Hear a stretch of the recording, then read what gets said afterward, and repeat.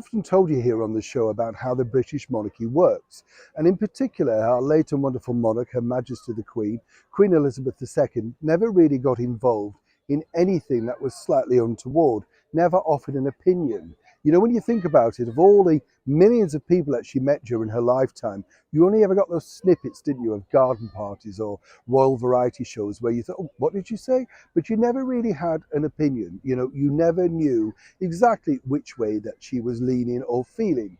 I mean, every single week, of course, we have literally the meeting with the monarch, and Her Majesty the Queen has ever met more prime ministers than any other reigning monarch. And what was interesting was everybody said, and they are sworn to secrecy, of course, that her advice was sage, welcome, and more importantly, very, very knowledgeable. Boris Johnson recently said that, and he doesn't give faint praise to many people.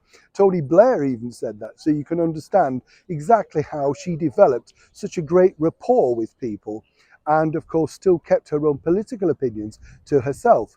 The bigger problem that they have now in this 21st century world, we already know certain aspects of His Majesty the King's personal thoughts going forward, particularly on eco issues, you know, climate change, things like that.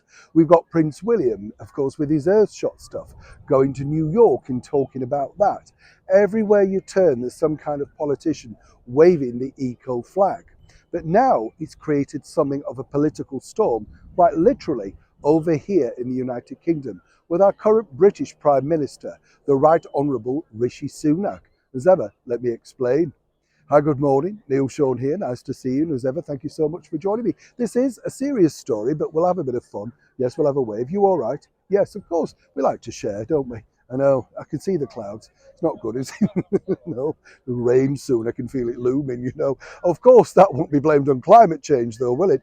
What's interesting, as I say, on a more serious note about this particular story, it does look like His Majesty the King and, of course, his eldest son, the Prince of Wales, Prince William, are veering towards too much of a political problem. This is because recently the Right Honourable Prime Minister Rishi Sunak announced the fact that the government were pulling back on all the net zero kerfuffle that was happening over here in the United Kingdom. I know I'm not across it myself, but basically it means that us, the British taxpayer, won't be paying for all of this new fandangle stuff. You get the picture. But what's interesting now, you see, is that we've had the Prince of Wales and His Majesty the King talking in France alongside President Macron all about how they want to keep the climate sort of thing going.